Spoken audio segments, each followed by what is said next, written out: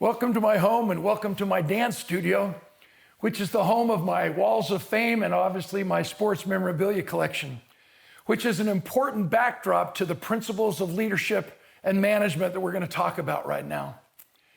You know, I was a house guest of Muhammad Ali way back in 1988. I've hung out with Michael Jordan many times, played some golf, and I've had the opportunity, the privilege to interview him and find out why he always wants the ball in the last 4 minutes of the game. One of my prized possessions is an autographed basketball by Pippen Jordan and Dennis Rodman. And because we're going to discuss a little bit about ice hockey, I also want you to pay attention to my autographed hockey stick signed by the 1997 playoff team, the New York Rangers, who are awesome with Messier and his boys. You see, I want to discuss feedback, which is the breakfast of champions. And if any of us have had that chance to watch The Last Dance, which was a documentary on the Bulls and Michael Jordan, they won 6 world championships.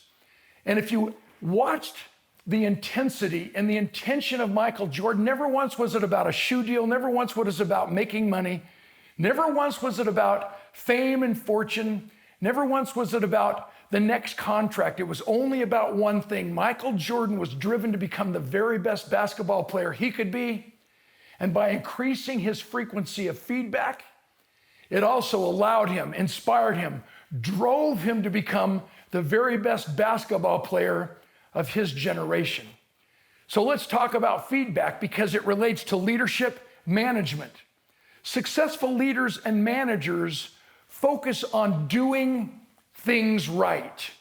And they become so good at it that they can actually inspire and guide others to do things right.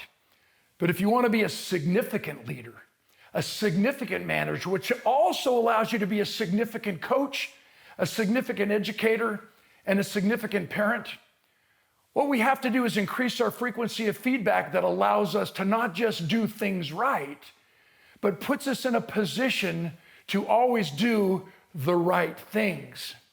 Let me give you some examples. When NASA shoots a rocket off to the moon, feedback determines its direction and destination. Whenever that rocket goes off course, the feedback system, the guidance system inside the capsule starts beeping, beep, beep, beep, and either automatically or manually by the astronauts, that rocket is immediately brought back on course to arrive at its predetermined destination. Question: what would happen if we shot that rocket off to the moon and we waited 60 to 90 days to check up on it like so many corporations do with their quarterly reports? Would that rocket end up in the moon? No, it would be headed towards Uranus or Neptune or Pluto, some other destination that we hadn't even thought of. And can you see how much more money and time it will take to bring that rocket back on course? Let me give you 3 examples that will illustrate the significance of increasing frequency of feedback, because 2 fundamental truths come out of feedback. Number 1, when we increase our frequency of feedback, it allows us to change the behavior before it's too late. And number 2, increasing our frequency of feedback also allows us to pick the most appropriate behavior in real time, in this moment, to almost guarantee that we will arrive at our preconceived desired destination and increase our chances of winning the game, sports game, the game of business, and especially the game of life. Let me give you 2 examples of 2 Olympic sports that take place basically on the same ice, so you can comparison contrast the significance of feedback. You know, I was on the Olympic committee in the Winter Olympic Games here in my hometown of Salt Lake City, Utah.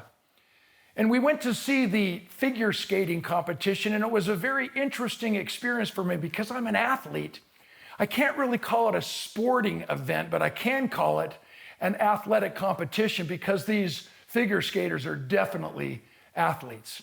So visualize the arena packed, and in a figure skating event, we show up with coats, sometimes coats and ties. The women are in dress suits, dress pantsuits. It's almost a reverent occasion. And when they announce the names of the 2 skaters in the pairs division, the man and the woman, we give a polite applause because it's a reverent occasion. And sure enough, the gentleman takes a hold of the young lady's hand and they skate out of that backstage area. and they take their spot on the ice in a pre-designated spot, and they pose that John Travolta pose. The music begins, and all of a sudden they just take off skating, and they jump and twist and twirl and double axel and land, and the guy takes the lady's hand and whips her around, and she takes the man's hand and whips him around. And 4 minutes later, after this amazing exposition, they stop in the exact same spot they began on the last note of the music, and they again pose that John Travolta pose. And I was in the audience, and what's the reaction? Whoa. And as the skaters skate off and disappear into the cry room, as we call it, waiting for the judges' scores, here's the conversation. How'd they do? Don't know yet. Why not? The scores table hasn't flashed the score yet. We just sat there for 4 minutes and we don't have a clue what we just saw. Do you ever have that experience at the end of a workday, sitting behind your desk and you're like, oh my gosh, what happened? And now 2 minutes later, with the cameras on these skaters backstage, the indignant sportscaster puts the microphone right in their faces and says, so did you fall on purpose? How tragic was that? And suddenly the scores tables finally flashed the scores: 4.6, 4.4, 4.1, 2.1 from the Soviet judge, 9.7 from the French judge, because they've worked a deal out under the table before the competition began. God forgive me. When there's only 6 points possible. And now there's tears. And these skaters are beside themselves. Oh my gosh, we've worked years and years and put in thousands and thousands of hours and sacrificed relationships and opportunities. And now it's all down the tube for no reason other than they didn't have enough frequency of feedback during the skating competition to change their behavior before it was too late. Comparison contrast figure skating with ice hockey. The very next night in these Olympic Games, we went to the ice hockey competition. Is ice hockey a reverent occasion? Do the guys show up in coats and ties? Are the ladies in dress suits and pantsuits? No. Hockey games are intense. People bring they eat other people's popcorn. The organists play songs that have never even been written. Do you realize that ice hockey is the #1 cause of prison riots in North America? These prisoners are in jail. They're in prison watching a hockey game on TV. They become uncontrollably mad when they see this hockey player get a 5-minute penalty for the exact same offense they're doing 17 years for. In New York State, some guys climbed over the glass and started beating up the opposing team's coach. Why? Because in ice hockey, we have real-time frequency of feedback in a scoreboard. So at every minute, at all times, every player, every coach, and every fan knows exactly what the score is. And they know exactly how much time is remaining. And if this team is behind by 1 goal, they don't flip out, oh my gosh, I don't know what to do. The coach takes out the goalkeeper, puts in a 6th attack man to increase their opportunity to score the winning goal and win the game, which is the entire reason why we form into a team and compete, is to win. Question: how does that happen? It's because of increased frequency of feedback. So the key question, my friends, is in your system of feedback, in your measurement system of feedback, in work, in your children's schools, and especially in our homes, and obviously on sports teams, is your measurement system and frequency of feedback more like ice hockey, or is it more like figure skating? What would happen if we increased our frequency of feedback with our children?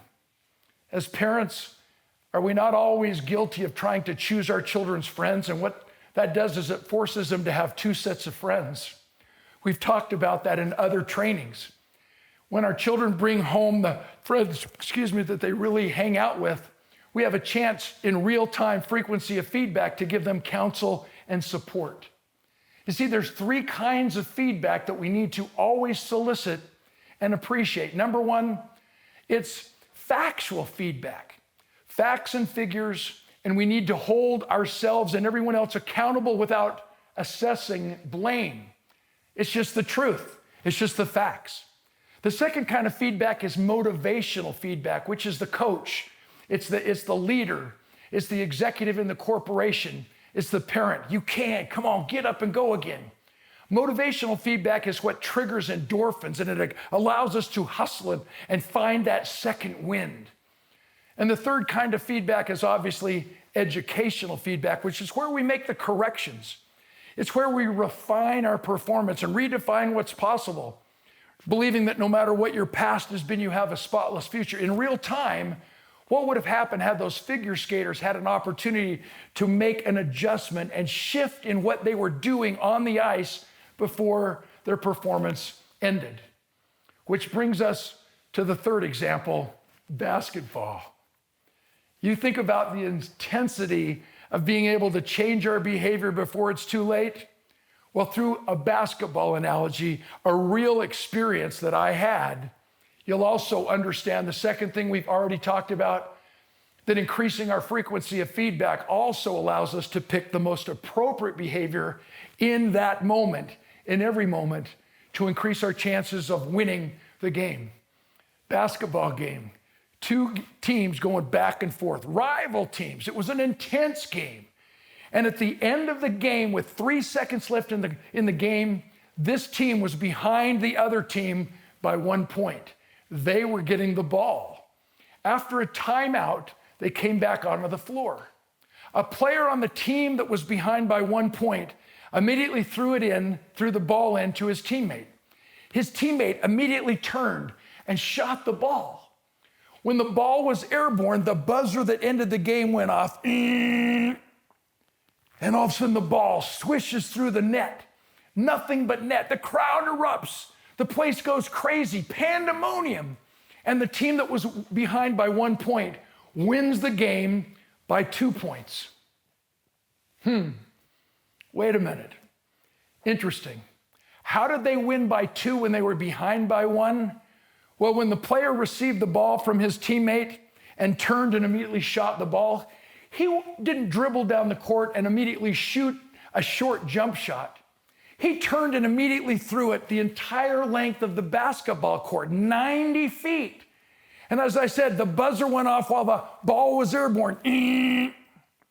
Swish, they win. The place goes crazy. Question, what would have happened to that player had he taken that shot in the middle of the first quarter? What would his coach have said? Hey, man, you got to calm down. We got to have a mandatory drug test, man. Why don't you bounce and dribble it a couple of times next time before you launch another one? But because of the increased frequency of feedback, not only could he and his teammates change their behavior, but it allowed them to pick the most appropriate behavior in that moment to change their stars, to change the outcome of the game, to win. Again, may I ask you, in your personal and professional lives, in all areas, leadership and management in a company, organizational setting, coaching a sports team, teaching in a school, and especially parenting in our own homes, is your measurement frequency of feedback system more like figure skating or ice hockey? And will you increase your frequency of feedback as a good basketball team does going down the stretch, as Michael Jordan epitomizes in The Last Dance?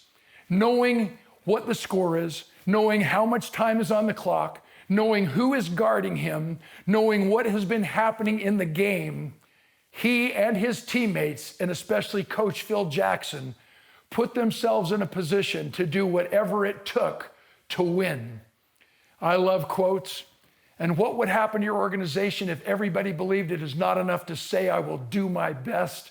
We must succeed in doing that which is necessary.